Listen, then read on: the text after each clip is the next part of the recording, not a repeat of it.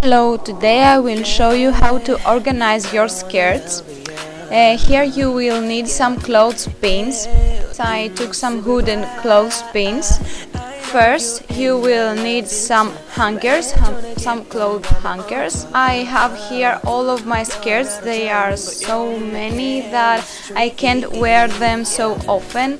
So I want a hack to organize them in order to use them and wear them more often. Here you can see that I used a cloth pin on a cloth hanger and I pinned the skirt on the hanger. Like this you can put 2 or 3 hangers together. It is a really helpful hack and you don't waste a lot of your space in your wardrobe. So this is really helpful. I hope you like it. Bye! 밤은 밤은 이젠 baby take it slow baby take it picture on and okay 좀 더 해야지 우리